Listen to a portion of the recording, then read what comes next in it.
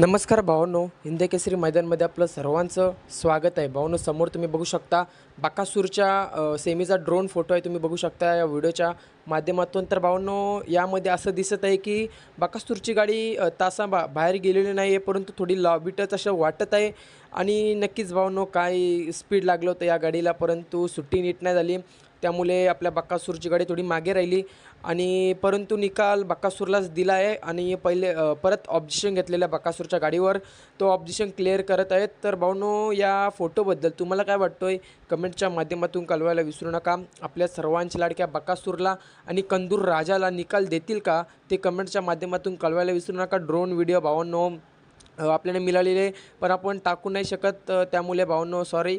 आणि नक्कीच भावांनो, असं या ड्रोमध्ये असं दिसत आहे की आपल्या बकासूरची गाडी लॉबी टच झालेली आहे, परंतु दुसऱ्या तासात गेलेली नाही आहे.